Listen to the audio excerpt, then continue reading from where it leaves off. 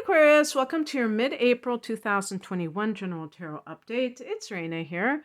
So I'm just doing this video again. I had started it, but my phone was full of files and they, automatically shut off. So here we go again. And I'm just going to get right into it. The heart of the matter is the Eight of Pentacles. This is doing work that you are showcasing your excellence. So you're not mailing it in here. You are doing a really good job, whatever it is that you're doing. You could be getting training so that you can excel at your job. So that might be a concern of yours at this time about getting additional training. But something along those lines. This is a good money card in general. And there are elements here to me of artistic craftsmanship. So if that's something that you're trying to segue into, then that makes a lot of sense. An example would be, let's say somebody is a construction worker, but they're training to become a carpenter. So there's like more of that individual care on a smaller scale to something. Then that can feel like a labor of love, Certainly there are vibes here of starting your own business, and that doesn't mean quitting the current job that you have necessarily at this moment, but maybe being in that transition to one degree or the other. In the past position, we have the Queen of Wands, and this is a card that combines the feminine and the masculine energies, the water of the Queen with the fire of Wands. And, I always, somebody actually told me, it's not something that I thought up myself, but they were saying, like, when you're talking about two people and one is water and one is fire, it creates steam. The water mixed with fire creates steam, and the fire, if the fire person is connecting with a water person, that can dry out the water. So those two elements are not supposed to get along very well. If they're within one person, to me, it's about ambition and creativity at the same time. A lot of people think that you can't be ambitious and be a creative person, that, creative people are just kind of irresponsible and their head is in the clouds and all that kind of stuff. Well, of course, those are just, that's just a prejudice those are just kind of generalizations that aren't necessarily true for every person. I get this theme a lot when I do readings, and I think it's just because am I just reading into it this way because, that's something that would be true for me, or am I really reading the cards? And it's probably a little bit of both. I do feel like I'm called to encourage people to express their creativity in the work that they do, even if they're working for somebody else, and even if they're maybe an accountant or doing something that seems very dry, that there may be a way that they can feel like they are being creative. Maybe it's in their off time.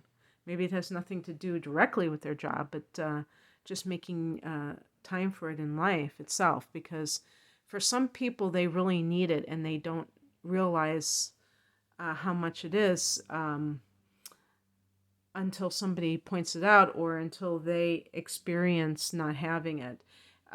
When I look at people's charts, I look at the fifth house, and I can see if that may be really obvious, or if they have a certain rising sign that kind of lends itself to those kinds of things. So anyway, the other thing too is that if you got some kind of promotion, and that's what the Queen of Wands represents, then I could see that as well. We have another Pentacles card up here, which concerns ourselves with practical matters. The Ace of Pentacles, there's the portal. This can be new beginnings with a new job, new source of money, a windfall of money, something being given to you, and you feel like you can use that to create a new life for yourself or to expand the life that you already have. This is the spiritual message. So I'm reading it more than just that, which is more just the straight predictive card. But from a higher perspective, it could be saying that when you step through that door, when you start something that has that material connection to it, it's that you're walking through a portal, and then your life will rearrange itself to support you. But a person can't step through a portal if they don't believe that it's true for them. So maybe you are, with the Eight of Pentacles, you're just kind of hedging your bets, or like maybe you've decided that you're going to work a certain amount of time before you even try this because you want it to succeed and you don't want to have to divide your attention between a day job and your business. This is, I think, in general for Aquarians, this can be a very good time. And I'm talking about 2021 because you have Jupiter and Saturn in your sign. And so it's like getting the best of both worlds, getting the discipline side and getting the expansive kind of dream big side or influences. And having them both at the same time may seem contradictory, but in fact, I think it lends itself to being able to balance these two things. If you have too many dreams and not enough practical steps, then it's pie in the sky. Too much sober realism and not enough dreams, it can just keep you playing small. So this is a nice combination. So you did get your card. However, it is in the challenge position, the star card. So that's kind of like it's kind of like, to me, tipping towards the Saturn part. Perhaps for some Aquarians, you have been through a lot. And, well, definitely, this hasn't left yet. Pluto is still in that 12th house. So the karmic planet in the karmic house, or a karmic planet, there's not just one, in the karmic house, the 12th house, or one of the karmic houses, can do a number on you in terms of making you feel like you are having to face some demons, facing some ghosts from the past, and that can feel very unsettling. And maybe some other things have come up for you, and that, that the 12th house is a house of hidden enemies. To have Pluto here could mean that they show their faces in a sense, because Pluto dredges things up, kind of like when poison is extracted from the body. It has to come to the surface, and the person can feel very under the weather. They can feel poisoned again. They get poisoned the first time and then the second time. So the star card is connected to your dreams, like wishing upon a star. But there may be something that is keeping you feeling like cynical, like this isn't going to happen. Perhaps some disillusionment. And that is a normal part of life, obviously. Sometimes we want something very badly, and either we get it and it doesn't live up to our expectations, or we feel like we missed out on an opportunity. If you can get yourself back into a positive vibration, you can stop that tendency to look at the glass half empty. And that will take a concerted effort on your part. You may not even feel that you're in that space right now. You may think that I'm barking up the wrong tree, but I just want you to think about it. Obviously, this is a general reading, but if that does resonate, then go for it, because you do have a lot of good things happening this year. And then what's coming in is the Moon card. And the Moon card in the positive connotation can be having some kind of intuitive hit that guides you in a way that perhaps you've been blocked in that sense. And that's part of the reason why you've been feeling that it's never going to happen. And this may be a sign that things are getting more back up to speed in terms of your ability to see things more clearly. And this card is connected to Pisces. I know that the moon rules Cancer, but in the tarot, it is a little bit different. However, I would include a Cancer person as well. But also, what will be revealed at the full moon? When is the next full moon, anyhow? Well, this reading was intended to be through the middle part of April. And as I record this, we're at the 11th of the month. I mean, actually the 12th. So if I were to look through the end of the month, we are having a full moon in Scorpio. So that's another sign that is, a fixed sign that is in the 10th house of career. And I don't want to get too far into the astrological timing, because for some people, a lot of Aquarians may actually experience this in the 9th house. But whether it's in the 9th or the 10th house, the fact that it's a full moon, and of course Scorpio is a very intense sign, it's a water sign, so this can be a particularly potent full moon. And now that I think about it, it's going to oppose Uranus, I'm pretty sure, because it is an early degree, and so is Uranus. I don't think Uranus will be more than 10 degrees at that point, and this is at 7. So that opposition for you, that would be from the home and family sector, which is, I'm sorry, not the home and, what am I talking about? Which is, the home and family sector in Taurus. I'm sorry, I don't have these things in front of me, so I'm just kind of like thinking out loud here. So from the home and family sector, and so that can indicate, and this is something that is already an issue for you, because you're dealing with the issues connected to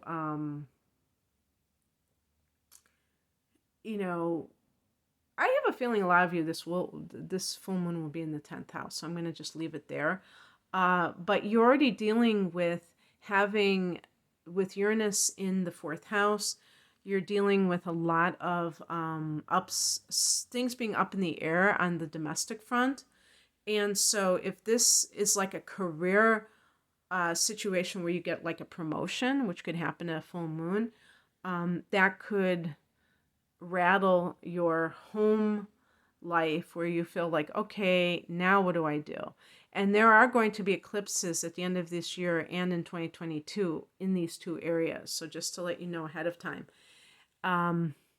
So yeah, and actually this reading was not intended for through the end of the month. So even with the astrology, I'm not sure that the moon card is specifically connected to that, but just in general, this sense of creativity in your environment, in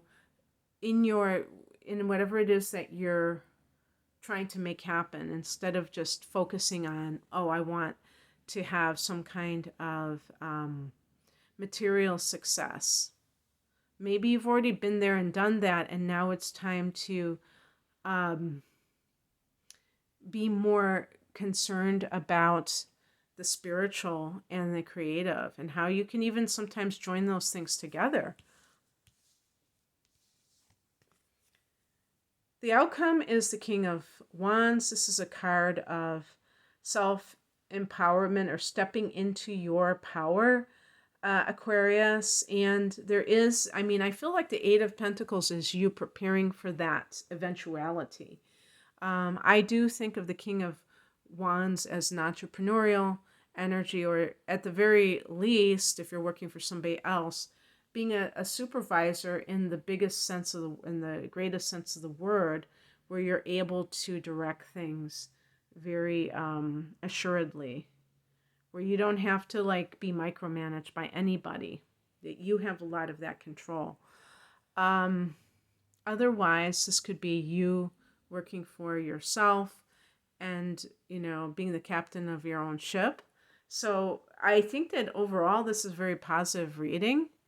And I just think it's that you have to believe. The star card in the upright position is faith in unseen forces. Aquarians are contrarians. And the fact that it rhymes is amusing, but it's just true. And so you have a tendency to be like very like intuitive, but some of you may be very skeptical of anything that is woo-woo, including astrology, even though you are connected with astrology. So some of you, now I'm not talking to probably any of you, because a lot of you are, if you're watching astrology reading, you must like it on some level, but perhaps you go in and out, and sometimes you like it and sometimes you are cynical about it. So not asking you to join any cults or anything like that, but just to consider whether this is you are experiencing synchronicity with this particular reading, because that's all that matters. It doesn't matter whether I have a track record in your eyes that is consistent, or what. Just in this current moment, if you feel that this is true for you, then take it for what it's worth. Okay, I'm going to pick a card from my new Lemurian deck and just cut these cards. Like right now, pick this card, whatever this card is, if I can even lift it up. Okay, it's called Internal Explorer. I feel like there's two cards stuck together, but it's not. They're just real thick. Number 32. So I'm going to see what it says in the book. Not read all of it, but just enough to give you a good idea of this card. First, I'm going to read some keywords. Flow state, accessing infinite information by going within, wisdom from the collective consciousness, theta waves, channeling, breaking free from limiting intellect, creative boldness, being guided by the divine spark. You already hold the keys. When we stop looking outside ourselves and surrender to a soft inner focus, we have access to unlimited information and resources. When we stop thinking with the glass ceiling of our intellect, we have access to multidimensional wisdom from the collective consciousness. Have you ever felt in total flow? Perhaps when speaking about something profound that you have total faith in, you have heard your words articulately unfold. At other times, when you have doubt, you must watch your words, and they come out disjointed, only hinting at what you are trying to say. I think I'm going to read the whole thing because it's really not as long as some of the other ones.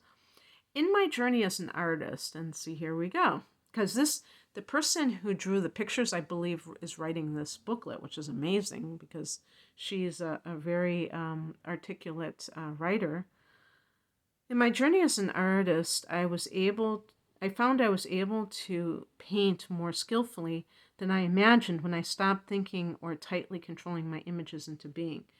This was especially so when I was starting out. By getting out of my own way, I could get into a flow that felt something else was guiding my paintbrush. This is known as flow state and is said to be the optimal state for higher function. When in deep flow state, it can seem as if something else is guiding me. Perhaps it is my higher self. People often ask whether I have a strong concept of what I will paint before I start. I do have half-formed ideas, but the state I find myself in when I paint allows the rest of the image to form itself. I don't try to control it too much. When I allow myself to really go there, and listen to the whispers that guide the journey. It gives more soul to my pieces. These are the creations that people most resonate with, the ones that prompt a mysterious sense of, quote, remembering. I am dyslexic and do not think of myself as an author, so the prospect of writing the text for this guidebook could have been quite overwhelming. But I was guided to drop into the vibration of the card and trust that the words would flow. I reached a deeper part of myself where I somehow had access to information that was far more vast than my mind could intellectualize. The same place my visual artwork comes from.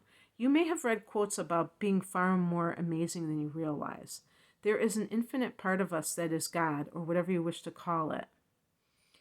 And when we attune to our divine state, we really can do anything we apply ourselves to. Everything is there within you, waiting for expression. And the divinatory meaning is you are invited to explore the state of flow. This card is also a reminder that you are an infinitely amazing being who can access collective consciousness, especially when you surrender some control to the greater process or get out of your own way. You have the permission you felt you needed, so go within and explore.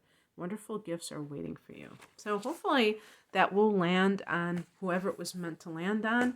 And I wish you all the best, Aquarius. Thanks for watching. If you would like to work with me, I'm primarily an astrologer, and I'm promoting double readings that are, to me, for me personally, having done the combination chart analysis with transits for the coming year, there were always things that I had to kind of like ignore. And truth be told, even with an hour each for these combination readings, there still are things that I can't talk about because that's how extensive the chart is.